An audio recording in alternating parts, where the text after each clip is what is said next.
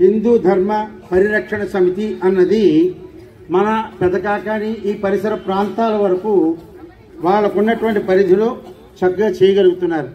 కానీ ఈనాడు ఒక గ్రామము ఓ చిన్న ఊరు కాదు, మొత్తం అందరూ ఏకత్వంగా దేశం మొత్తం అంతా సంఘటితం అవ్వాల్సిన పరిస్థితి వచ్చింది.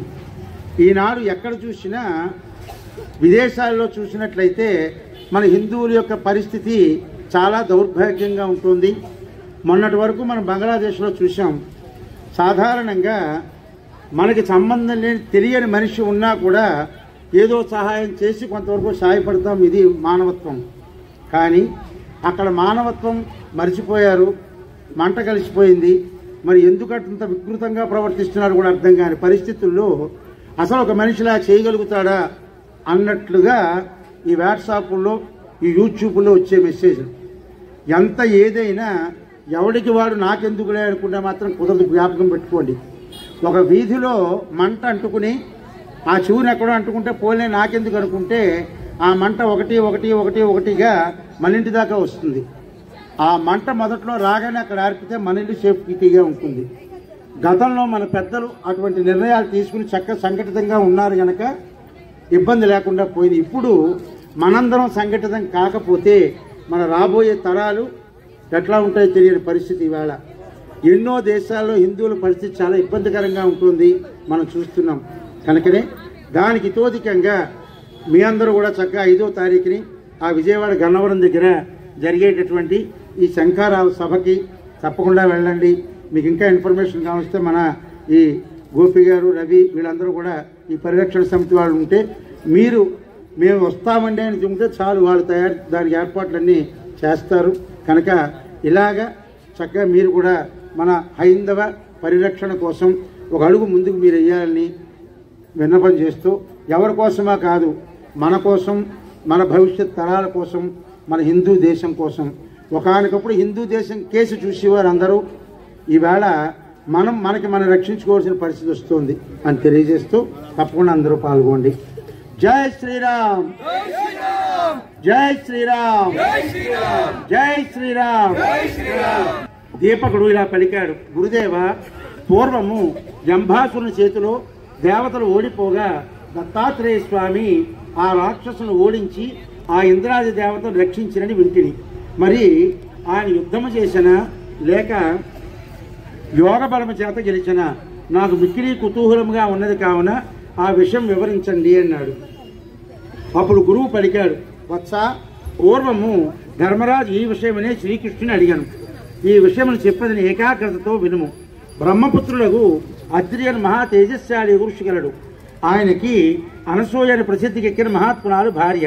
వారి చాలా కారణకు మహా తపస్వి మహాయోగియగు దత్తులను పుత్రుడు విష్ణువంశతో జన్మించను.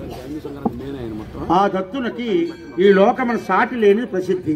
ఆయనకు అనగాన సహధర్మచారి అని భార్య కలదు. ఆమెకు 8 మంది కొడుకులు, తల్లి దయగలది, ఉత్తమ బ్రహ్మర్షి గృహములు కలది. ఆ అనగుడు విష్ణు అంశ, అనగా లక్ష్మీదేవి అంశ. ఇట్లు భార్యతో కూడి యోగాభ్యాసం చేయించిన దత్తుని దగ్గరకు జంభాసునితే పీడింపబడిన దేవతలు వచ్చి శరణు వేడిది. బ్రహ్మ ఇచ్చిన వరము చే ఆ జంభాసురుడు అమరావతికి పోయి 1000 దివ్య సంవత్సరముల పాటు ముట్టడించను. ఆ దేవదానవ యుద్ధమున పాతాళం నుండి దైత్యదానవ రాక్షస జాతుల వారు వచ్చి పోరాడేది. చివరకు ఇంద్రుడు మొదలగు దేవతలందరూ ఓడిపోయి ఇళ్ళు వదిలి దిక్కులు పరిగెట్టిరి. దేవతలు ఇట్లు గదిలేక పరుగులు పెట్టుచుండగా జంబుడు మున్నగ రాక్షసులు వెంటబడి తరుముచుండేది. రాక్షసులు బాణములతోనూ గదలతోనూ రోకళ్లతోనూ మద్గర్ములతోనూ యుద్ధము చేయించుండేది. వారిలో కొందరు ఎద్దులు, కొందరు దున్నపోతులను, కొందరు శరభములను, గండకములను, పుళ్లను, కూతులను, గాడిదలను ఎక్కి రాళ్లు విసురుచు ఫిరంగులు పేల్చుతూ తోమరములు బాణములు మొదలు వేయించు వెంటపడేది. వారట్లు అనఘా దంపతులు నివసించుండే ఆశ్రమం గల వింధ్యపర్వతములకు వచ్చింది. ఆ దేవతలు శరణార్థులై అనఘా దంపతుల దగ్గరకు చేరేది. దేవదేవ, జగన్నాథ, శంఖచక్ర గదాధర జంబదైత్యునిచే ఓడిపోయి నిన్ను శరణుజొచ్చిన మమ్ము కాపాడు. ఓ బ్రహ్మర్షి, నీ భక్తులకు దేవతలకు నీ పాదపద్మముల కన్నా వేరు గతి లేదు. కాన నిన్నాశ్రయించిన మమ్ము రక్షించుము. ఆ అనగా భగవానుడు వారి దీనాలాపములు విని అనగాదేవికి విలాసంగా సౌఖ్య చేశాం.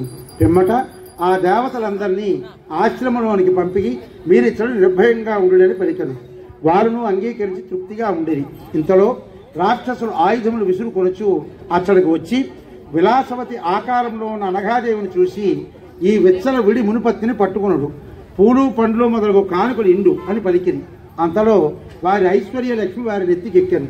దత్తుడు వారిని తన ధ్యానాగ్ని నేత్రంతో చూడగా క్షణములో వారి కాలిపోయి అనగా సారహీనుడైరి. ఇంతలో రాక్షసులు అనగాదేవిని నెత్తిని పెట్టుకుని వెళ్ళసాగిరి. దత్త ప్రభావంతే తేజోహీనులు లక్ష్మీహీనులుగా మదపీడితులకు రాక్షసులను దేవతలు పట్టి నరుకసాగిరి. దృష్టులు కరణములు శూలములు పరిఘలు త్రిశూలములు మొదలగు ఆయుధములతో దేవతలకు తమ నరుకుచుండగా రాక్షసులు నిశ్చేష్టులై ఏడ్పులు పెడపప్పులు సాగించరి. ఇట్లు ఆ దత్త ప్రభావం వలన రాక్షసులు దేవతల శస్త్రములచే నశించరి.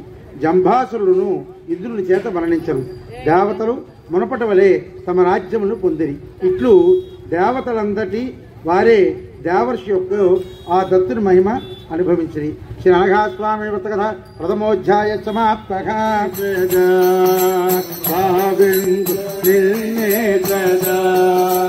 నాలో నిర్దేశం చలరేగు కోపం నాలో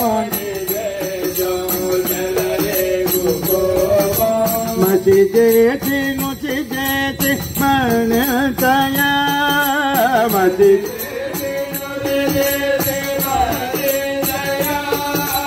మనవిని మొరవిని పాలించయ మనవిని మొరవిని పాలించయ పాలించయ మము పాలించయ.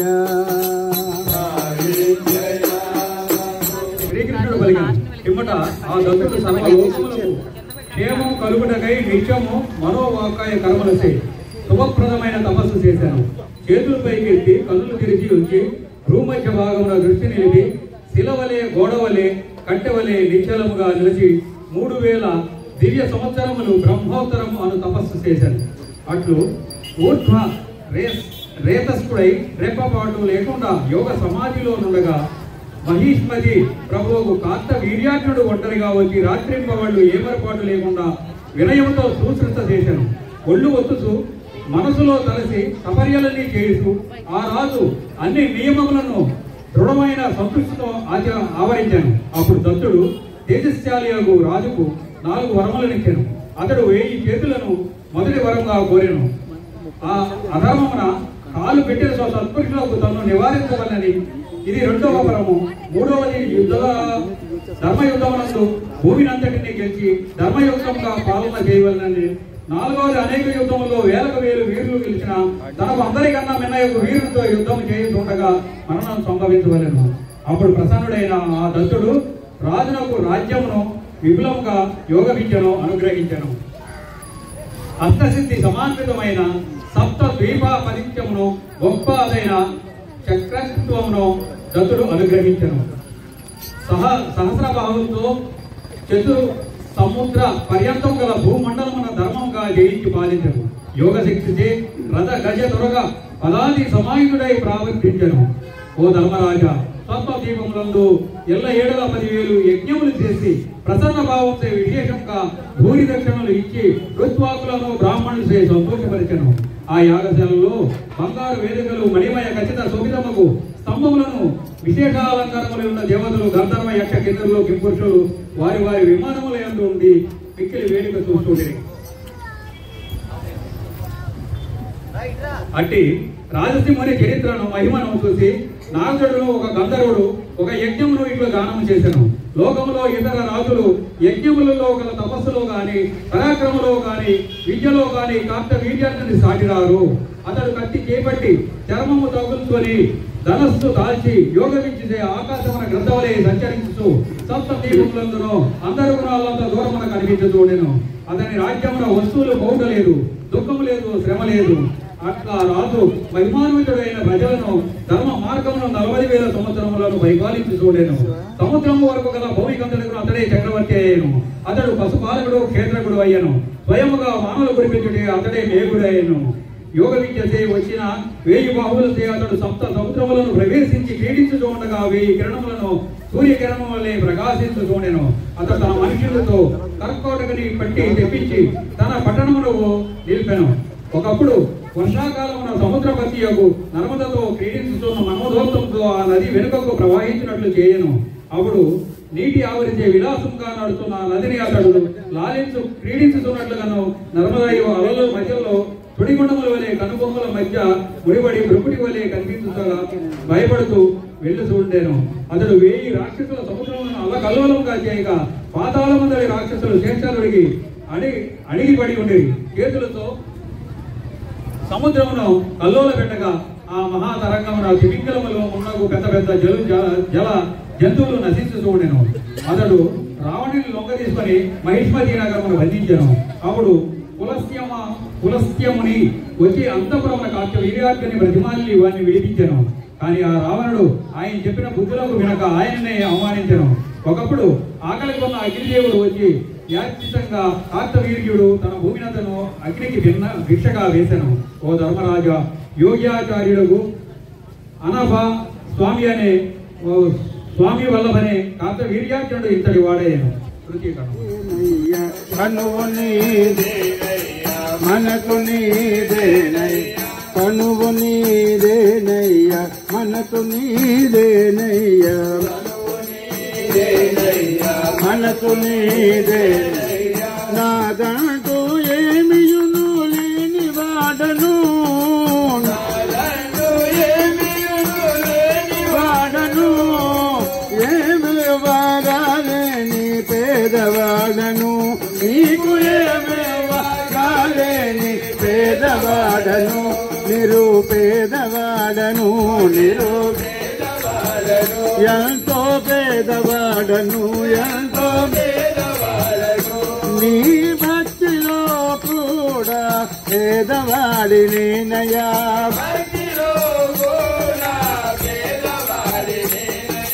జయమంగళం నిత్య శుభమంగళం.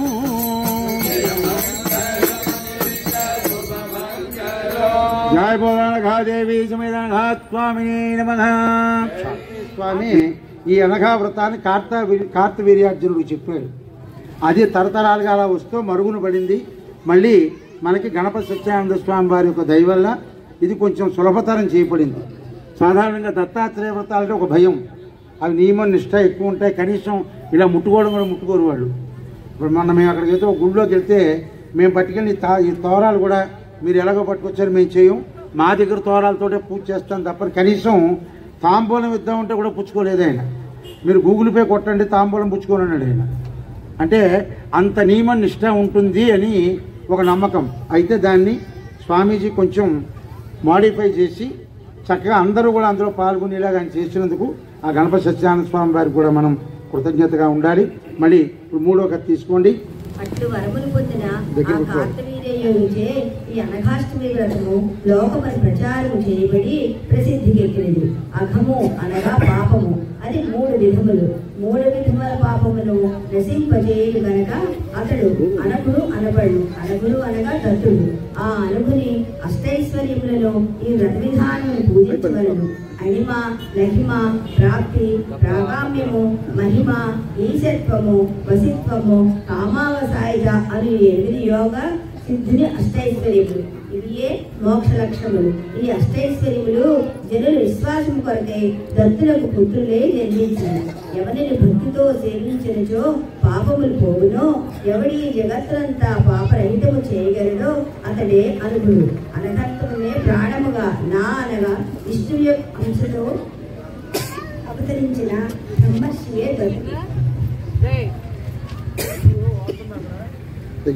ధర్మరాజు పలికెను, శ్రీకృష్ణ కార్తవీర్యార్జునుడు ఈ వ్రతమును ఏ విధానముతో ఏ నియమములతో ప్రవర్తింపచేసెను, ఏ కాలమున ఏ రోజున ఈ వ్రతమును చేయవలెను నాకు చెప్పుము. శ్రీకృష్ణుడు పలికెను, మార్గశిర మాసమున కృష్ణ పక్షమున అష్టమి నాడు అనఘా దంపతులను అష్టపుత్రులను దర్భలతో బొమ్మలుగా చేసి ప్రశాంతములకు ఆ మూర్తులను పీఠమును స్థాపించవలెను. లేదా 8 దళములు గల పద్మమును కలశములతో వారిని స్థాపించవలను. స్నానము చేసి వారిని ఋగ్వేదోక్త విష్ణు దేవతాగ మంత్రములతో ధ్యానించి గంధ పుష్పాదులతో పూజించవలను. అనుగుని విష్ణువుగాను అనకాలేని లక్ష్మిగాను పుత్రవర్గమును అని వంశోక్త విధానమున అర్చించవలను.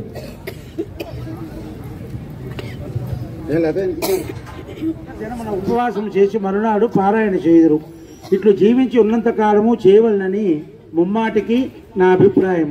కనీసము 1 సంవత్సరమైనను చేయవలను. ఇట్లు రాత్రి నాట్య సంగీతాదులతో జాగరణము చేసి తెల్లవారి నవమి నాడు ఆ ప్రతిమలను నీళ్లతో వాలాడించవలను. ఇట్లు ప్రతి సంవత్సరము శ్రద్ధతో ప్రతిమను ఆచరించే వారికి పాపములన్నీ తొలగను. వారి కుటుంబము వృద్ధి చెందును. వారికి విష్ణువు ప్రసన్నుడగును. 7 జన్మలలో మంచి ఆరోగ్యము కలుగును. తరువాత మోక్షము వచ్చును. ధర్మరాజా, ఇప్పుడు నీకు చెప్పిన ఈ పాపహరముకు అనాష్టమి వ్రతమును ఏకాగ్ర చిత్తులై చేయువారు కీర్తివంతులై ఆ కార్త వీర్యార్జున వంటి వారు కుదురు. శ్రీ గురువు పలికను, వత్స దీపక, నీకు ఈ దత్త కథను వివరించదని. జంభాసునిచే ఓడింపబడిన దేవతలు ఎట్లు రక్షింపబడిరో, ఆయనకు అనుగుణను పేరు ఎట్లు వచ్చనో, ఆయన యోగచర్య ఎట్టిదో, ఆయన ఇచ్చు వరమునెట్టువో, అనఘాస్వామిని సంతోషపెట్టి ఈ వ్రత విధానం ఎట్టిదో, ఈ విషయములన్నీ నీకు చెప్పితని. వత్స, ఇంకేమి కావాలనో చెప్పుము, చెప్పేదను. ఇట్లు వ్యాస రచిత మగు శ్రీ దత్త పురాణమున చతుర్థాంశమున శ్రీ అనఘాష్టమి వ్రత నిరూపము అను భవిష్యోత్తర పురాణాంతర్గతమగు 6వ అధ్యాయము సంపూర్ణము. ప్రధానంగా మనం ఇప్పుడు మీ దగ్గర 5 కొబ్బరికాయలు ఉన్నాయి. ఓ కొబ్బరికాయ ఇందాక కోరుకున్నారు కదా, ఆ కొబ్బరికాయని కాయపడంగా ఇంటికి పట్టుకెళ్ళిపోండి. ఇంటికి వెళ్ళిన తర్వాత అది మళ్ళీ దేవుడి పూజకు మాత్రం ఉపయోగించకూడదు, గుర్తుపెట్టుకోండి. ఆ కొబ్బరికాయ కొట్టి చక్కగా ఏదైనా పచ్చడి చేసుకోవచ్చు, లేదంటే ఏ చక్కెర పొంగలని చేసుకోవచ్చు. కుటుంబ సభ్యులందరూ కలిసి ఆ ప్రసాదాన్ని తీసుకోండి. 3 కొబ్బరికాయలు ఉన్నాయి కదా, 3 కథలకు ఉన్నాయి కదా, ఆ 3 కథల కొబ్బరికాయలు వ్రతం అయిపోయిన ఉద్వాసం చెప్పిన తర్వాత 3 కొబ్బరికాయలు కొట్టేయండి. అన్నది ఎన్ని ముఖాలు రుద్రాక్షలైనా మనం ధరించవచ్చు. రుద్రాక్షకి ఇన్ని ముఖాలు అన్ని ముఖాలు అని ఏం లేదు. అయితే 3 ముఖాలను రుద్రాక్ష అంటే బ్రహ్మ విష్ణు మహేశ్వరులకు ప్రతిరూపంగా అంటారు గనక ఆ త్రిముఖం ఉన్నటువంటి రుద్రాక్షలు ఇవాళ సాయిబాబా గారు అన్నపూర్ణమ్మ గారు దంపతులు పూజలో కూర్చున్న వాళ్ళందరికీ ఇవ్వండి అని చెప్పి ఆ త్రిముఖం ఉన్నటువంటి రుద్రాక్షలు వాళ్ళు ఇచ్చారు. అవి పూజలో పెట్టున్నారు కనుక పూజ అయ్యాక మీకు అందరికీ ప్రసాదం కింద ఒక్కొక్క రుద్రాక్ష ఇస్తారు. అవకాశం ఉంటే చక్కగా దాన్ని ఏ వెండితో అయినా దానికి తీగ కింద చుట్టించి మెడలో వేసుకోవచ్చు. ఇంకా డబ్బులు ఎక్కువ ఉంటే బంగారంతో చేసుకోండి, ఏం ప్రాబ్లం ఏం లేదు. ఇంకా ఎక్కువ ఉంటే దాన్ని చుట్టించి నా పోటుగాడి కాడు కానీ దండ చేసి ఇవ్వండి, ఏం పర్వాలేదు, ఎన్ని దండలైనా వేసుకోవచ్చు. కనుక అది మీ అందరికీ రుద్రాక్ష కింద ఇస్తారు, అది తీసుకోండి. అలాగే ఆ తోరాలు ఉన్నాయి కదా, ఆ తోరాలు కట్టుకుందరు కానీ నేను చెప్తాను మంత్రం. ఇప్పుడు నివేదన ధీమహే యోజన ప్రచోదయాతు సచన్వర్తేన పరిశించామి అమృతమస్తు అమృతోపస్త నమసే అనఘాదేవి సమేత అనఘాస్వామినే నమః యథాశక్తి మహానైవేద్యం సమర్పయామి. వంట అయిపోయిందా? అయిపోతే ఓం ప్రాణాయ స్వాహ, ఓం భవానాయ స్వాహ, ఓం జ్ఞానాయ స్వాహ, ఓం దానాయ స్వాహ, ఓం సమానాయ స్వాహ, బ్రహ్మణే స్వాహ. మధ్యే మధ్యే పాణి సమర్పయామి, హస్తౌ ప్రక్షాళయామి, పాదౌ ప్రక్షాళయామి, శుద్ధాసిము సమర్పయామి. తాంబూలం దక్షిణతలు పెట్టేయండి. అనఘాస్వామి జనక ప్రోద్ధుతాయుషం తంత్రకే ప్రోక్తై సులక్షణైరిత్యం తాంబూలం ప్రపదే నఘో అనఘాదేవి సమేత అనఘాస్వామినే నమః. తాంబూలం సమర్పయామి. నీరాజనం అందరూ కూడా కర్పూరం వెలిగించండి.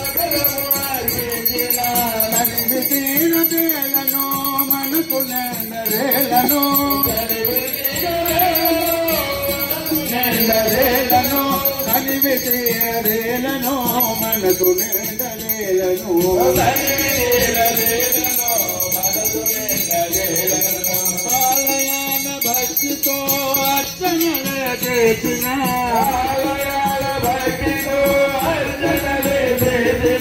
నేనే కర్పూరమై హారతిగా వెలగిన, నేనే కర్పూరమై హారతిగా వెలగిన. వేలను మనసు నేడవేలను, మనసు నేడవేలను, మనసు నిండదేలను. హారతి తీసుకునేటప్పుడు కూడా ఆ కర్పూరం కరిగిపోతున్నట్టు నాకున్న చెడు కర్మలు కరిగించి ఆ కర్పూరం వెలిగినట్టు నీ అనుగ్రహం వెలిగించు అని తీసుకోవాలి. మనం ఒక్కసారి ఆంజనేయ స్వామి వారి సన్నిధిలో ఉన్నాం గనక ఆయన కూడా ఒక పాట చక్కగా మన వల్లమందారెడ్డి గారు పాడతారు. అది విన్న తర్వాత మంత్రపుష్పం ఇచ్చేసి భక్తులకు అలాగే ఆ బియ్యం అవి అక్కడ ఉంచేయండి. అవన్నీ మన సేవకులు తీసేసి ఇప్పుడు తోరాన్ని కట్టిస్తున్నప్పుడు లేచి నిల్చోకండి, కూర్చోండి.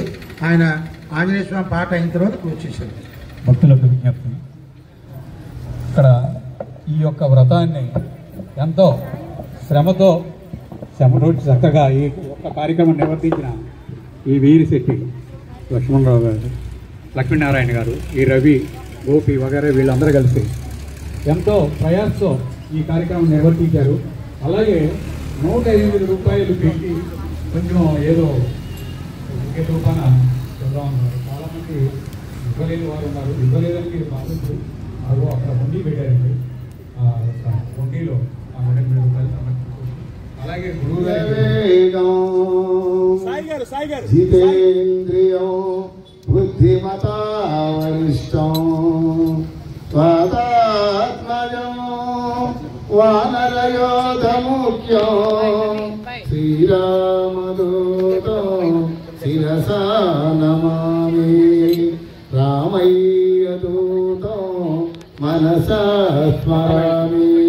జై శ్రీరామచంద్రమూర్తికి, సీతామాతకు, పవనసుత హనుమానుకి, లక్ష్మణవర్త శత్రుఘ్నులకు, నమ పార్వతీపతి హర హర మహాదేవ శంకర. మనసార పిలిచేను మదిని తలచేను మొరలు వినిపించును అనుమాని వేగదా అనుమాని వేగదా. మనసార పిలిచేను మదిని తలచేను మొరలు వినిపించును అనుమని వేగదా అనుమని వేగదా.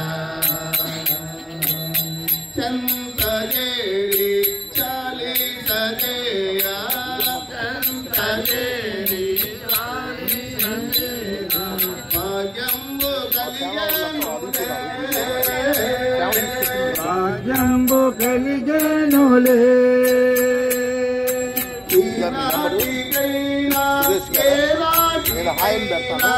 ఈనాటికైనా ఏనాటికైనా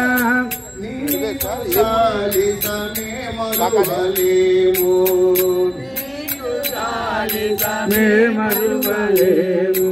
మనసార పిలిచేను మది నిన్ను తలచేను మా మొరలు వినిపించుకో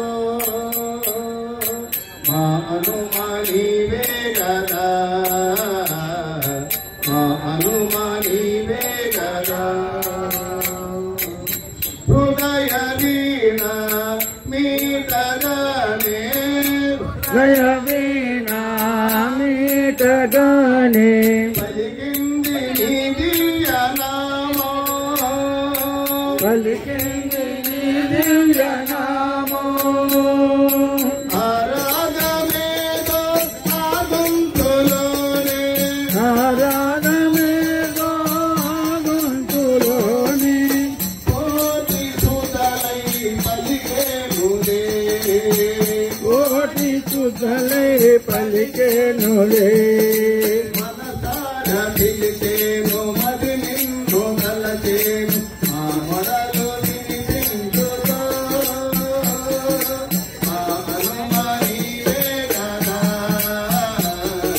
మా అనుమని వేగదా. శరణు శరణు శరణు వేడితి అభయాంజనేయ శరణు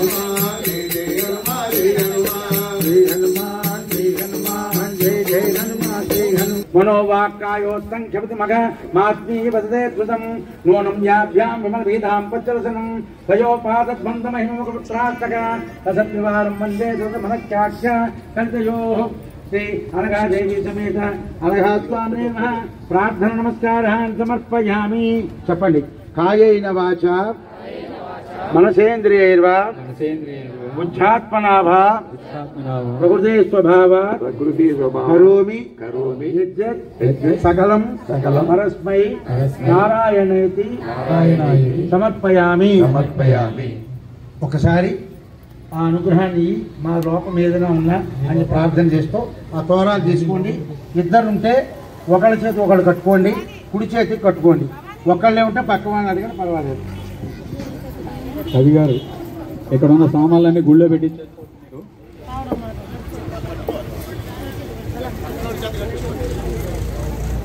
లేరండి. రవి గారు చెప్పండి.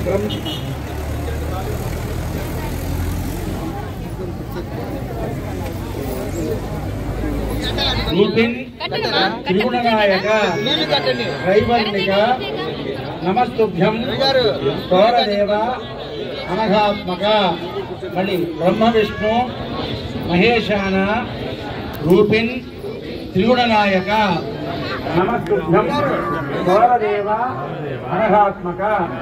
ఒకసారి దండం పెట్టుకుని మొత్తానికి ఆ పైన అది ఉంది కదా మీకు ఇచ్చిన యంత్రం ఒక్కసారి కలిపేయండి. అందరూ కూడా యంత్రాన్ని ఒకసారి కలిపేయండి. ఓం యజ్ఞేన యజ్ఞమయంత దేవాస్తాని ధర్మాణి ప్రథమాన్యాసం దేహనాకం మహిమార్తత్ర పూర్వే సాధ్యాత్తం దేవాగ అనఘాదేవీ సమేత అనఘాస్వామినే నమః యథాస్థానం ప్రవేశయామి పునరాగమనాయ చ. ఒకసారి అలా కలిపేయండి. అవి అట్లాగే ఉంచేయండి. ఆ బియ్యం ఇక్కడ మన అన్న ప్రసాదాన్ని దేనికైనా ఉపయోగిస్తారు. వారికి పండు కానీ ఆ ప్రసాదం ఉంది కదా పంచగట్ట ప్రసాదం ఈ కవర్ కూడా ఇచ్చారు. ఆ కవర్ 3 చెక్కలు గుళ్ళో ఇచ్చేయండి. 3 చెక్కలు పట్టుకెళ్ళిపోండి. 5వ కొబ్బరికాయ మీరు ఏదైనా దక్షిణ ఇవ్వదలుచుకుంటే ఆ కొబ్బరికాయ దక్షిణ నాకు ఇవ్వండి. లేకపోయినా మీరు పట్టుకెళ్ళి ఏం పర్వాలేదు. మరలు ఎప్పుడైనా స్వామి అనుగ్రహం ఇస్తే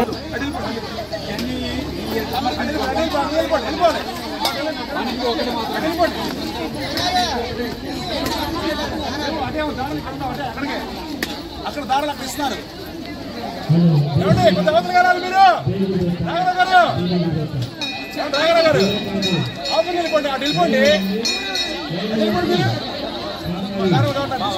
కొట్టేది గబ్బా గబ్బా కొట్టేసి చేస్తాను.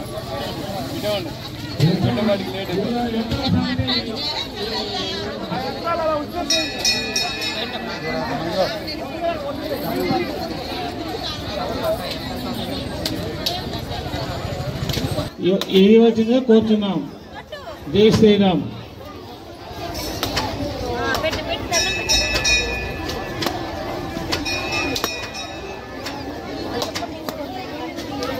ఎక్కడ యంత్రాలు అక్కడ వదిలేసేయి. నా కాగితాలు యంత్రాలు అంటే కాగితాలు పూజ చేసిన కాగితాలే. కొబ్బరికాయలు మాత్రం ఇంటికి ఒకటి తీసుకెళ్ళండి. 2 కొబ్బరికాయలు అక్కడ కొట్టండి. ఇచ్చండి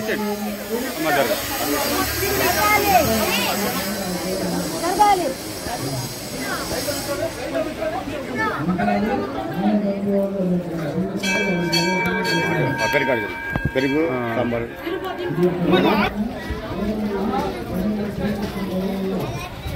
పెరుగు మూత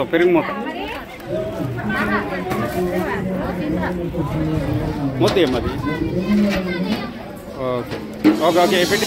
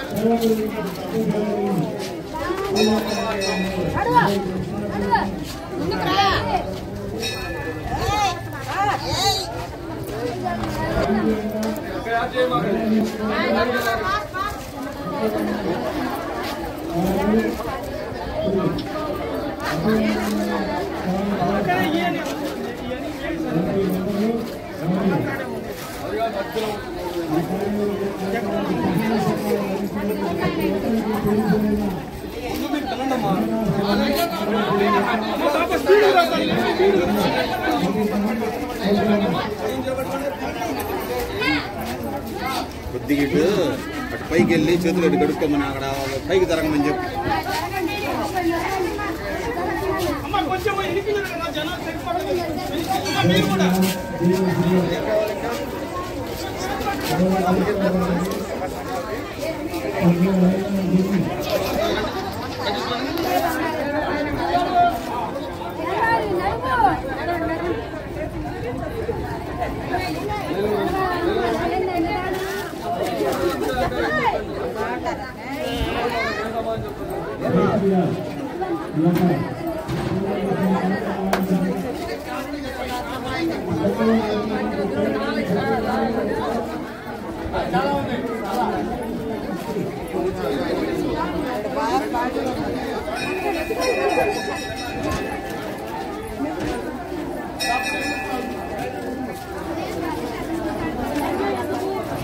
గోపి గారు మాట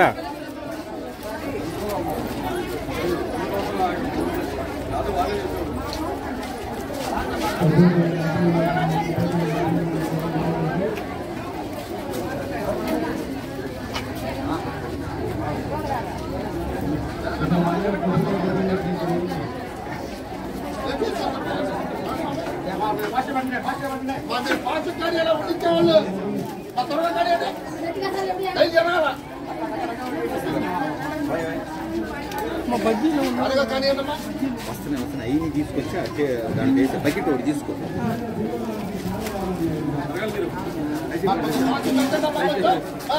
అయిపోయిందా ఒకరి ఇద్దరు ఇంకొకరు చూడు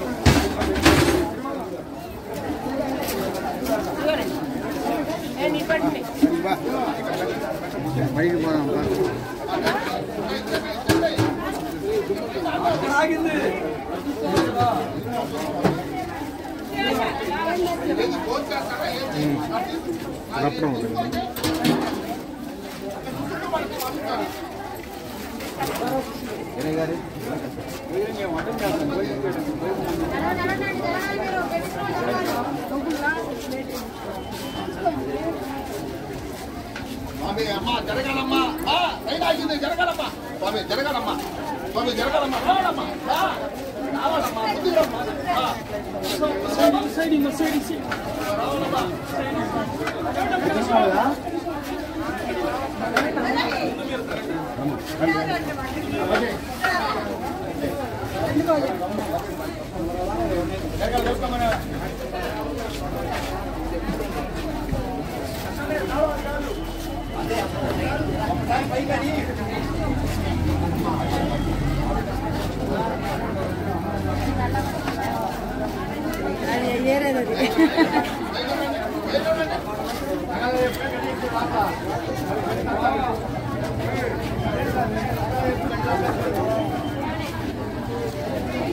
ఫాస్ట్ పెంచమమ్మా ఫాస్ట్ పెంచం పట్టించేవాళ్ళు కొంచెం ఫాస్ట్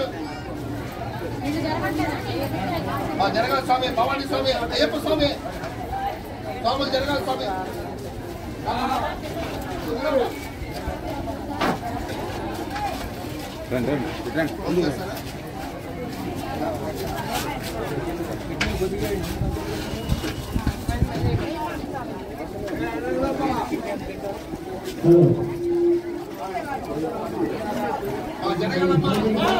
జరగాలమ్మా కొంత జరగాల లేట్ అయింది జరగాలమ్మా జరగాలమ్మా